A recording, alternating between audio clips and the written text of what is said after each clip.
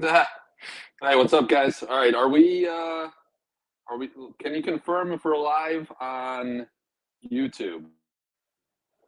Um, you should be seeing a nice shot of my carpet and my socks. And let's see here. Yeah, so guys, type in the comments. All right, we're good. Hopefully the audio is okay. We're going with the iPhone because I have the lighting set up in the other room. Um, all right, let's see. Let's give it a minute here, see if how much for those socks. You could get a pack of those at Costco for a pretty sweet deal. Make sure you look for the Pumas. They're nice. All right, so we'll give it a minute here. I got a few things to show here. I got two original paintings. The first will be coming to auction tomorrow night at 8 o'clock, Friday night. That's 8 o'clock Eastern time in the US. And then Saturday night, there'll be another one also at 8 o'clock. So each one 24 hours. Wizard's Den is in for 1K. On sight unseen.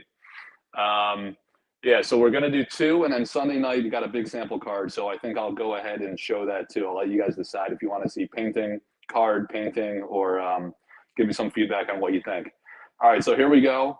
Fitting with your recent announcement. Speaking of announcements, I did want to say I had the privilege to do an interview with Eric Olofsson, the creator of Sorcery Contested Realm, which we just posted on the Collector Art House website. So that's out there that you guys can read. And I'm trying to get him onto the channel to do like a discussion style, kind of like an interview, I guess, but like a discussion about probably art centric or maybe like a series of a few things with different themes. I had an idea to kind of go through the website and the different artist pages that I have set up and talk to him about kind of like how he identified some of the artists and some of the background on, like what he was looking for and some of the art concepts that make up the flavor of the game. But anyway, let's check out this painting.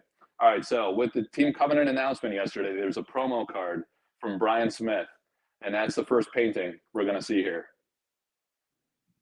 Boom. All right, so this is a card called Black Knights, and this is one of those mysterious cards that, so this was done in 2019 by Brian, and hopefully you guys can see it pretty well. Interesting thing about him, so he has like a pretty dark art style. I saw it today. I was like researching his background and talking to him quite a bit the last couple of days after the announcement, and I saw he was in a lot of like dark art Facebook groups and things like that. But it's kind of funny because his art is very much like that. So most of his artworks for sorcery are pretty graphic or kind of gruesome in some way. It's kind of, some are like just juxtapositioned against like a nice scenic beautiful blue background, and here you can see essence of that blue that he uses too, which is pretty cool. So it looks like it's standing on a squirming mass. Yeah, so that's pretty classic for his style. A lot of his paintings, let me go landscape style. You kind of see that it's like on a bed of worms almost, or like worm looking type figures. So that is, and a lot of his art compositions is what I noticed, which is kind of cool. Kind of a consistent theme. And this is a very large piece. Let me try to back up a little bit so you kind of get some perception of scale. Hopefully not any embarrassing kids' toys. So I've got it on this like little desk, right? But this thing is, I'll get the precise measurements, but it's very large. It's what it is oil on panel board. So it's also very sturdy and durable. And that is a great medium for art because it's extremely durable. It holds up over many years. You're not going to have an issue with wear and tear with something like that. And it is framed by himself too, which is really cool. In his own vision, it's like a real thick, heavy duty frame. So it just looks awesome. It's like perfectly balanced against the knight figures with the color. And it matches really well with that sword. So like I say, we have not seen the actual card for this. So we don't know if this will be an alpha, or to me, it looks fitting for Arthurian Legends potentially. So it's kind of interesting to have like a early opportunity at potentially an Arthurian Legends art piece.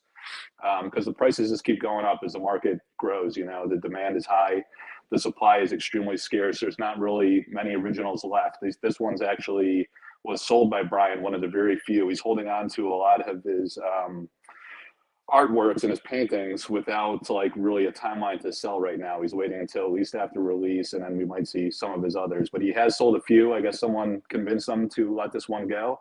And what's cool about it is, like I was saying, a lot of his pieces are a little more intense and gruesome and not so wall friendly in your average home. And this one is pretty reasonable and not too bad. And it's pretty cool, like to have, in the valuation of art, when you have multiple figures like that, that's can add to the value and just kind of like the intricacies and the detail of all those wormy looking structures on the bottom. The swords look really cool. I forgot to ask them if there is like some symbology in that. I'll have to follow up and see if that symbol has any significance in this one here, or if that's just kind of like a cool decorative design. I kind of look like how they have that kind of weathered look. So the piece is called the Black Knights. Yeah, you got two lights, he says. Yeah, that's what I hear. Maybe you're seeing that from the reflection, right? So if you put them both at a 45-degree angle, it's supposed to not glare too much. So hopefully that's coming across okay. But yeah, it's called Black Knights, and in Arthurian Legends lore, I wrote an article about, I think it was if you go to Collector Art House website to the interviews and articles page, there's an article that I wrote about when I was speculating that Arthurian Legends could be the first expansion set theme, based on some comments from the company and things like that, and kind of like the thematic expansion that I think is possible from some of the alpha pieces and pieces like this, right, that look like knights. They would be perfectly fitting of the Knights of the Round Table type theme. And in that article, I forget the details, but as I was researching the different lore stories, like the interesting thing about Arthurian lore is that there's a lot of like different variations of the story and variants. And in one of them, there is this story about an epic battle of the Black Knights. So I'm wondering if that will somehow come into play. We saw the reveal from, that glare is unfortunate. Let me try to move this light a little bit and try to catch it from an angle. Yeah, when I was talking with Elvira, we did a live, and I gotta move this one too. We did a live a few weeks ago, and she was talking about, I mean, we did a reveal of one of her knights, Sir Thomas, I think it was. So there's like, what we think is that there's more knights. She couldn't admit it to me, but kind of reading between the lines, when I asked Eric when I could do that reveal, he said, why don't you go ahead and do one of her knights, right? So we know there's more than one. Obviously, in Arthurian Legends lore, you're going to have the Knights of the Round Table, so there'd be several, and her cards are going to be special chase cards within the set. And you have that, yeah, Sir Tristan, thanks, man, yeah. I can't believe I forgot already, it's crazy, she's going to kill me. So anyway, that was the name of her piece. So there's definitely going to be knights in the set. He said those were the chase cards. So we'll have to use our imagination. Again, I'm assuming this is probably in Arthurian Legends, but there's other things like Devil's Egg, Angel's Egg, things like that. They kind of fit that heaven and hell, light and darkness, angels and demons type thing that we suspect could come maybe next year, 2024, or sometime down the road. So it makes you wonder, will this be one of the 35 potentially in alpha that kind of sets the seeds and then has synergies and expansibility into Arthurian lore? It's all speculative. It's either in alpha or it's most likely in Arthurian Legends. We don't know yet. We don't know what the card mechanic will be. We don't know rarity and those things. So you got to kind of just look at it at face value and say, what's the value of the artwork based on its own merit and principle, which comes down to the artist and kind of their background and notoriety. You know, he's a pretty big artist, paints constantly. This is his full-time career, and he sells through social media channels. So this is kind of like his first big breakthrough TCG, fantasy art TCG type experience. And a real cool, like I think some of the guys in the live here were saying they like his style. So he did the Pudge Butcher. The Purge Juggernaut is another big one, awesome artwork. I like the Puffer Fish personally, but like I say, this one is more of like a neutral, palatable theme that is displayable, right? Home friendly in most rooms and not too gory and over the top and intense. All right, so that is the Black Knights. And again, I'll get the size on that. This one's going to come up for auction Saturday night at 8 p.m. Eastern. Yeah, Whirling Blades, says Mike Pelly. That's a hot one.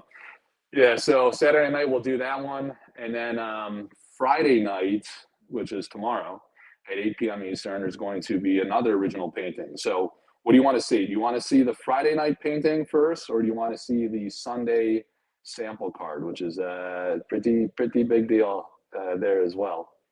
So I'll give you guys a minute to chime in and see what you think. But while you're thinking about it, let me grab something behind there. I don't want to give anything away. All right.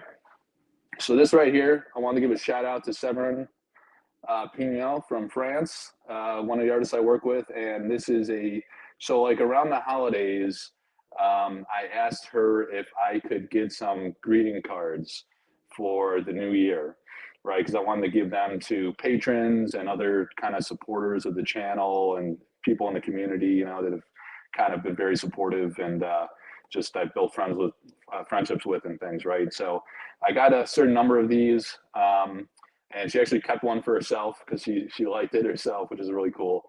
And it says here, a very good year. So actually, let me give a little bit about the backstory on this one. So this is like I don't know, it's not 5x7. I don't think it's 4x6. It's like an in between size, and I'll show you in a minute how I know that. But she posted this in like December of 2021, January timeframe, and it was like on Instagram. If you look at Severin's Instagram page, and she had this like holiday greeting, and this is what it said: a very good year, 2023. Like at that time, it said 2022. Magic, mysteries, and enchantments in our lives. So that is a saying from Severin. I thought that was pretty cool. And then on the bottom here, this is what I asked her to add, because this is what it says. At least in the early sample card state, let us go where fate directs us, which I think is a beautiful saying. I thought it was pretty touching and cool. Of course, this has been in and out. We saw a version of the card that was kind of leaked by Eric or revealed by Eric in the Discord, and then it was in. I don't think it was ever in Tabletop Simulator. He just kind of like previewed it, right? And then it came back out. So we don't know if this is going to be an alpha. I like to think that it is, most likely, because it's such an iconic looking epic artwork. So that's what it says on the front, and then on the back, I had to write this nice little message. I asked her just to kind of sign it.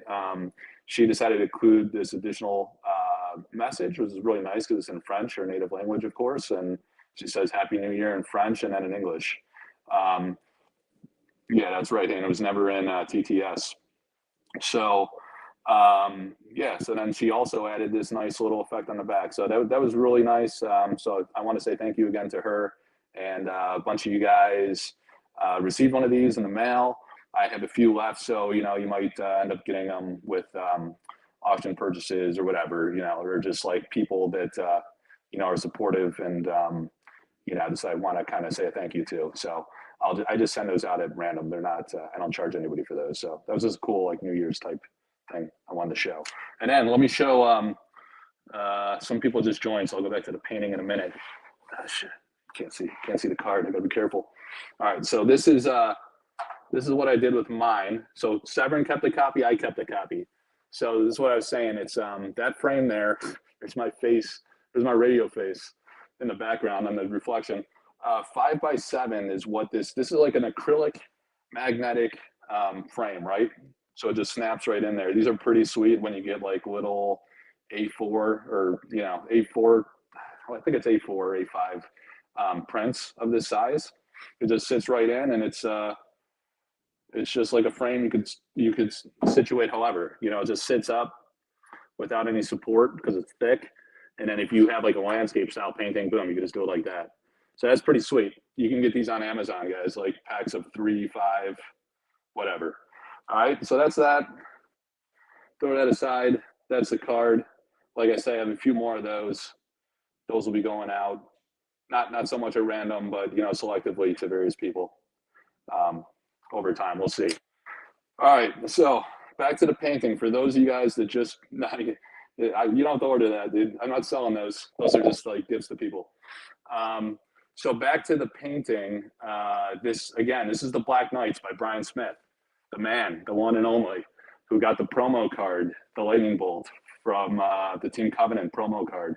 So it's perfect timing. Like I didn't know that was going to happen. I knew this painting was coming for sale, and someone bought this from Brian. I don't know, months ago, long time ago, early on, and he hasn't sold much since. He's still holding out, but yeah, he convinced him to sell this one. He acquired it, and some life circumstances came up, and he's like, "Hey, I need to sell this and one other painting that's hiding behind it."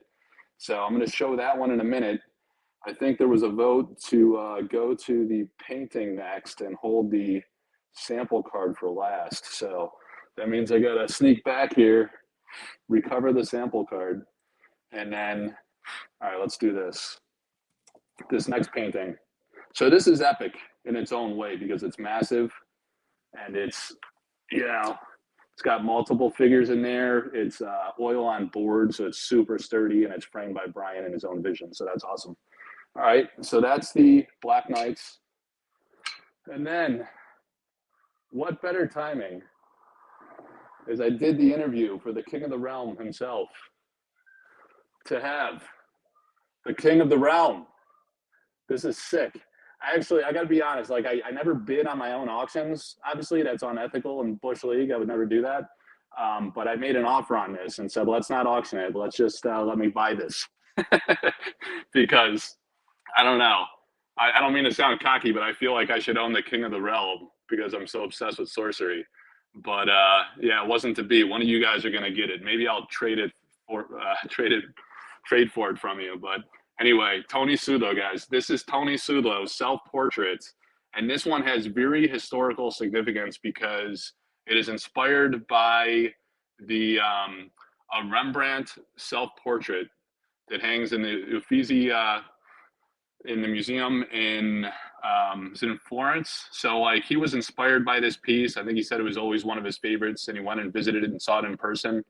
And it's just amazing that it has that historical significance. That makes it a very special piece, like the Royal Bodyguard. I think I did a behind the art feature article about this artwork, and also the Royal Bodyguard for that matter. But this is on crescent panel board. So, you know, it's just, see, it's crescent board. So it's like very thick and durable. It's beautifully sized. You know, it's like not too small, not too big. So it kind of displays nice. And like the quality and the detail in Tony's work is just like unbelievable. Like look at the mesh on the crown piece, how detailed that is, and the attention to detail of the coloring and the kind of ornate little intricacies there. And then the emblem around his necklace. So, you know, the piece, there's a Rembrandt piece, which has this kind of like yellowish background. So he repeated that. The posture is a little different in a Rembrandt. If you go to my Behind the Art feature article, you'll see that. And then Tony put his little twist on that, you know, to be bold. You know, you can kind of see the facial values, the kind of scar in the cheek to make him look tough, like a weathered king, battle hardened. But just look at the detail, you know, of the beard. Just very nicely done, kind of like a nicely grayed, thick, powerful beard that kind of just rolls right into this coat he's wearing. And I love the red contrasted with the yellow. Just the color choices are amazing. The color values make it look really incredible. The detail and what I really like is kind of like the finish on the armor. It feels like so realistic, you know, on the shoulder and then on the chest there. And then this is pretty sweet too. The rod he's holding is pretty intense as well. That's a really sweet piece. So this is yeah, this is one of my favorites, guys. I really regret not buying this one from him directly originally. This is a resale from another buyer who again unfortunately has to let it go begrudgingly and reluctantly. So yeah, he's actually messaging me and says he feels sick selling it, but it's falling upon hard times and has to let it go. So this is it, guys. The King of the Realm. And I just did the interview with the King of the Realm. It's funny, I posted this and I posted an image of Eric one time. I don't know, I was telling some story on the Facebook group and I called Eric the King of the Realm, and then Tony chimed in the comments because he's in the group. And he was like, hey, I thought I was the King of the Realm. So I was like, yeah, you're the king. You're both the king, right? It was pretty hilarious. Um, yeah, so that's it, guys. I mean, that is a sick, sick artwork. I love it. The crown is just awesome too. It's got like these jewels in the top. Um, Man, it's just really nice. I don't know what else to say about it. I love the color balance and just like the posture of it just looks so bold and epic, like it would command the room, you know? So yeah, if one of you guys end up winning this one, I want to trade you for it. But I don't bid on my own auctions, so I won't do it on this one. And he wouldn't sell it to me privately. He wanted to take it to auction. So here we are, right? All right. So that is the king. And then let me slide this baby back. We got a little sample card coming up on Sunday to cap off the weekend. When I have two paintings like this, you know, on the weekends I like to do unique or an elite, right? Like a high-end sample card. And when we do two paintings, I value paintings very highly and really love the artist. Personally, I love the art more than the cards, right? I like to collect artwork and I appreciate paintings.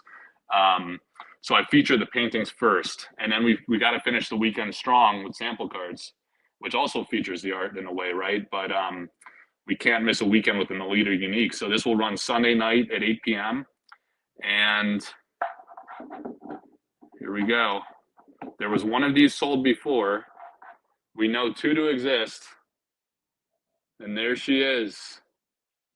Predestination.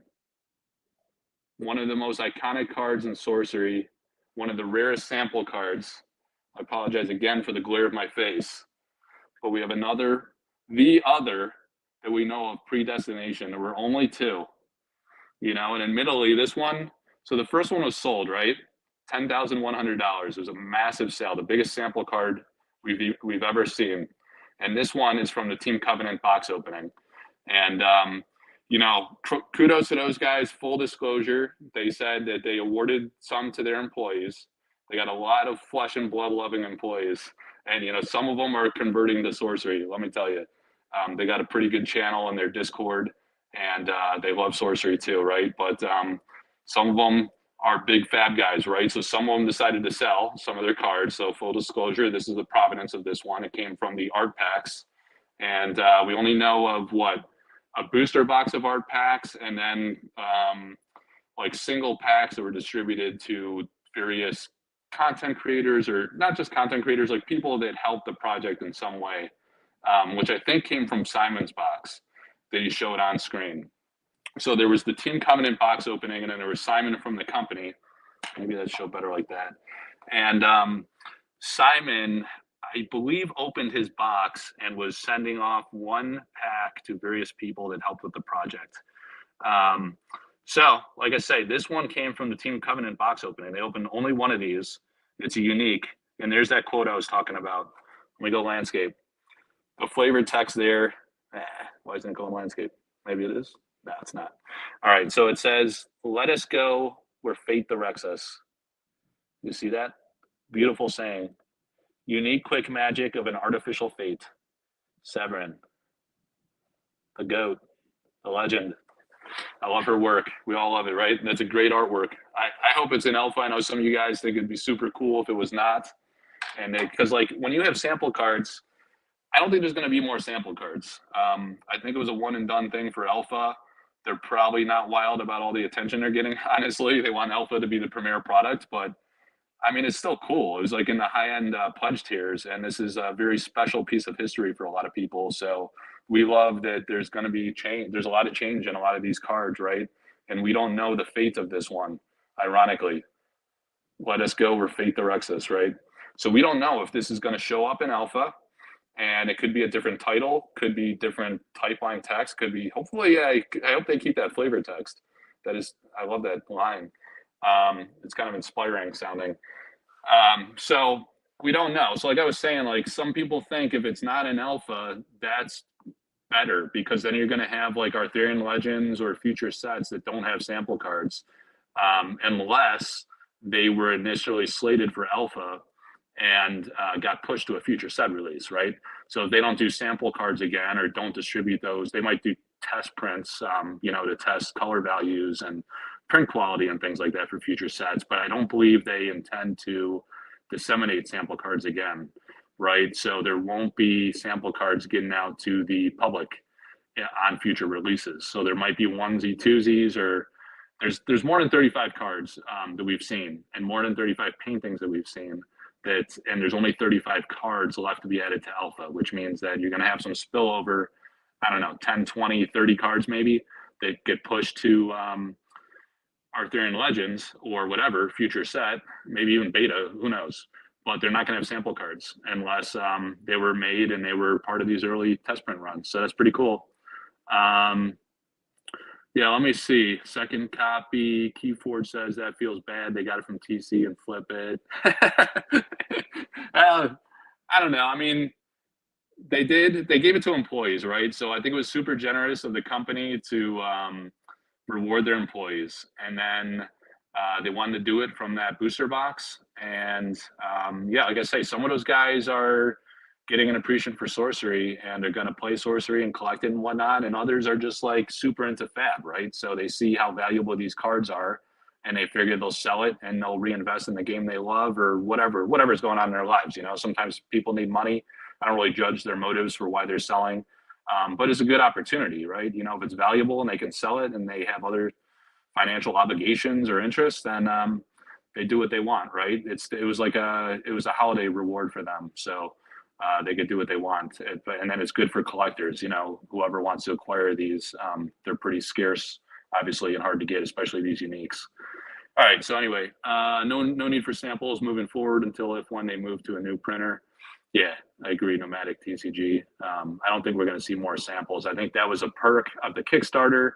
And then, like I say, kind of like a reward or a thank you to people that helped the project in some way, not because they're super stonky valuable per se. I mean, the pack I got, I'm not selling that. I'm probably not even going to open it. I think I'm just going to keep it as a sealed collectible. You know, it's extra special that it was kind of given by the company in recognition for some of my community outreach efforts and stuff and platforms I've built. So it means a lot to me. So I'm going to keep mine. Others have been opened, some sold, some whatever. People value the history of the game. They really like to collect, and some like that more than the money. So some keep it, some sell. That's life. All right. And I highly doubt it'll be more than 1x each. Of sample, what do you mean there? Of sample packs or cards? I don't know. They're rare regardless. Keyforge says these non-set samples are the chase. Yeah, I mean, I had a live event with Bronson from the Flesh and Blood scene last weekend, and he was making that argument too. He's like, "Oh, these are so rare, so valuable, first print. You know, everyone's gonna want these, right?" I think it's a niche, guys. I think it's like high-end collectors like it.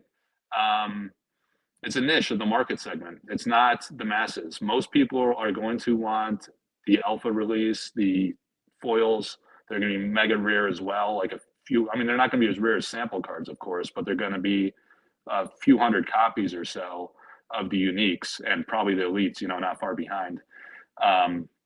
Since you only get one or the other in packs, but yeah, they're going to go after those. They're going to go after the curios, and it's alpha, you know? So that's kind of like the mainstream product that most people are into. So again, this is a niche for like people that like the history of sorcery or kind of speculating that early print, super high rarity stuff could have value if this game does well in the long term. So whatever, teach their own. Let's see. What else? I'm just going back on comments. I wonder if fur trim from his cloak is made with the beards of other kings. That is an epic idea. We have to ask Tony about that one. Dude, that is a cool concept. Because look, it looks just like his beard, right? And it kind of just folds right in. The beards of other kings. There's a king of the realm. And he just conquers them and rips their faces off. That is hilarious. Yeah, I like that idea. We should tell Tony. I don't know. He might admit it to us. I'm not sure.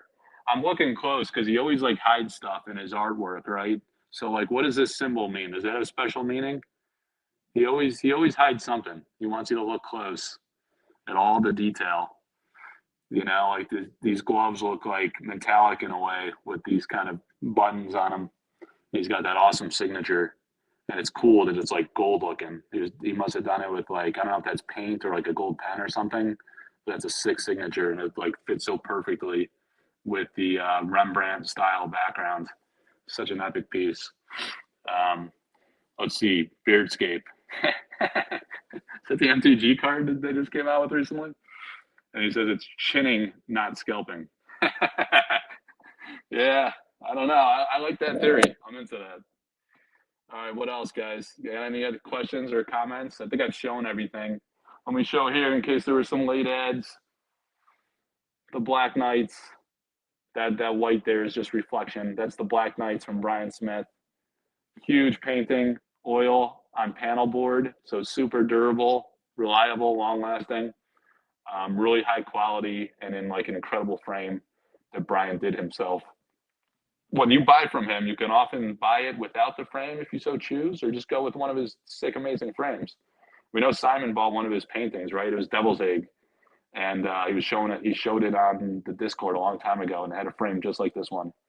Really cool, real nice, like old school quality, and it's thick and durable. Oh yeah, and I wanted to show you the back here.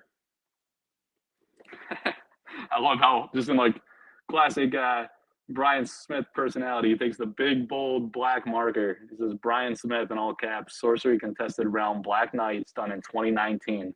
So this was likely one of his early pieces, because the artwork for this game started roughly 2018, 2019 timeframe. So this was probably one of the first that he did.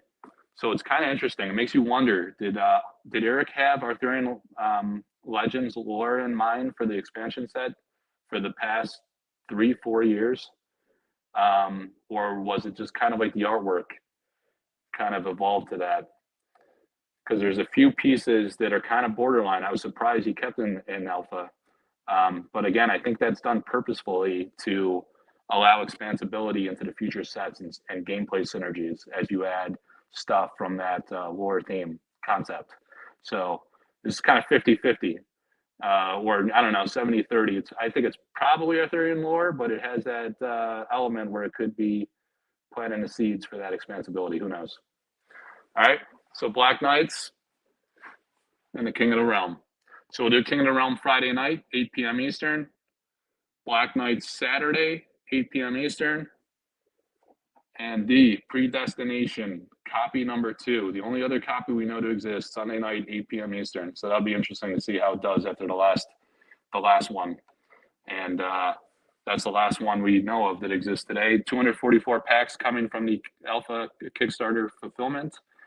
And, you know, you get one slot for an elite or a unique in those packs, and one in every, what is it, guys, 4 packs or 5 packs? One in every 4 or 5 will include a unique card.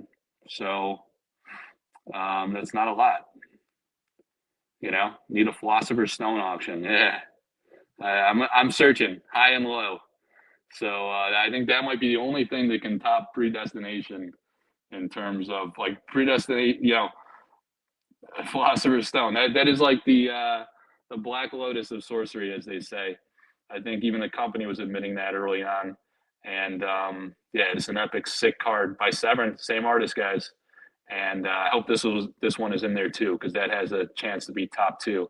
I know we have our Alchemy 9, and with the mix cards and the Melissa Benson gems / core cards, whatever you want to call them, those are your 9 with the Philosopher's Stone. But we don't know the fate of Predestination yet. Hopefully it holds a unique rarity if it makes it in alpha and has a sick effect. It says you determine a random outcome. So we'll see if that holds. I can't wait. All right. Yeah, Wizards Den. 1 of 5 for uniques. So let's do the math there, Hayne. 244 divided by 5. Who's got the calculator? If I switch, I might mess up my iPhone, so you guys got to do the math. It's not a lot, right? So I'm assuming the pull rates from the sample packs are the same. And I think it roughly proved out. I mean, small sample size. We saw 12 packs of the silver packs from Red Zone Rogue. And then we saw the full booster box minus 2 packs that they didn't open from Team Covenant, right? And then beyond that, we've only seen 48 uniques to come. And there's what, like 60-ish we estimate in the set. Now, I don't think 60 were in the print file when it went to print for sample cards, because there was artwork that was not finished. There was card design that was not finished. So you can't send like a card off to print if you don't have a title or type line text or flavor text or a game mechanic. So it's something less than 60. Let's say there's 48 copies, 48 uniques that were in the print file, and there's 48 total in the 244 packs. What are the odds of getting more than one? It's fairly low. So now Team Covenant did not pull a Philosopher's Stone. So if there's one that exists, and I have heard that there is one, I'm trying to investigate and verify provenance, like where it comes from, see if it's authentic, make sure the owner is credible, and see if it can be acquired, and if that's up for sale.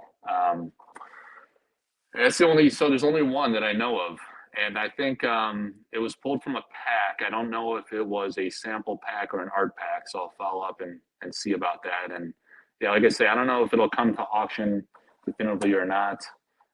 That's the Philosopher's Stone I'm talking about, but the Predestination will be coming up Sunday night.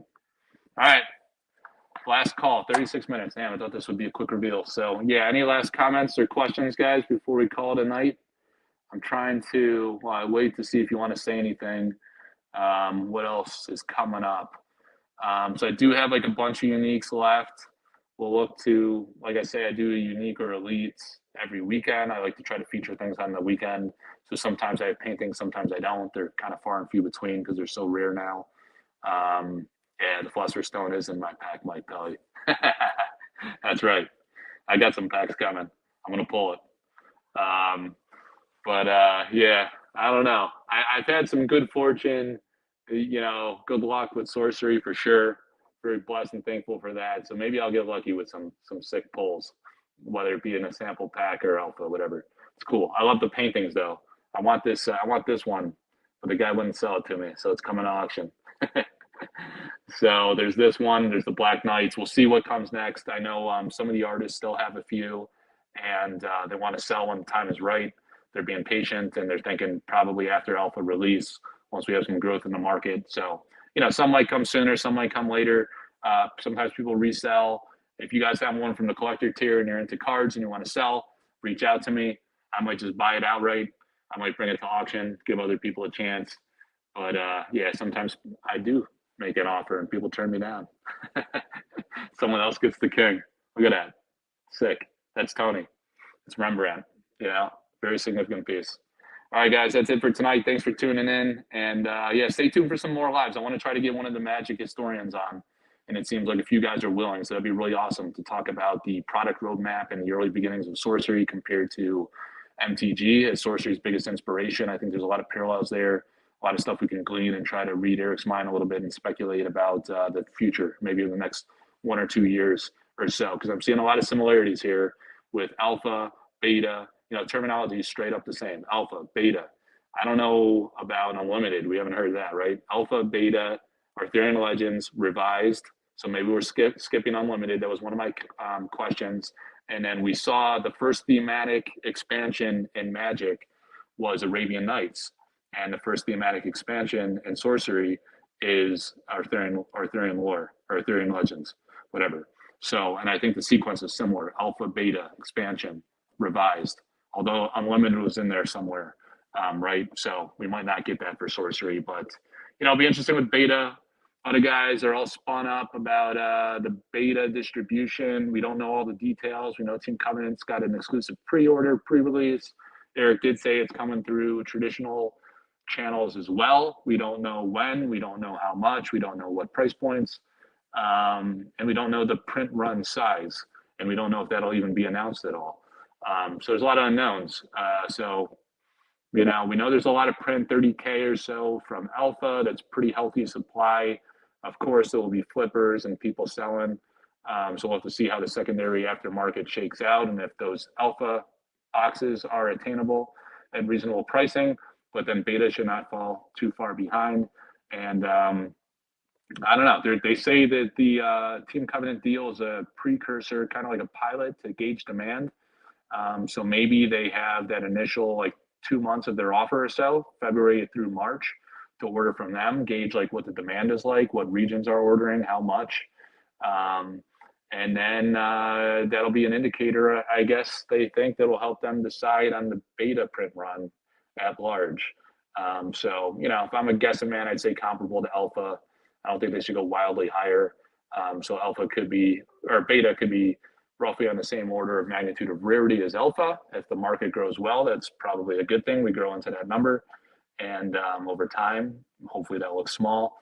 And then, yeah, between alpha's print and beta's print, that should satisfy the player demand, the collector demand.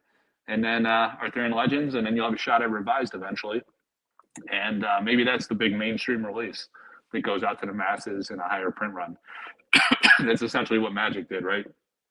Alpha was limited, beta was limited, unlimited was limited. Yeah, they didn't think it would be limited. That's why it's called unlimited.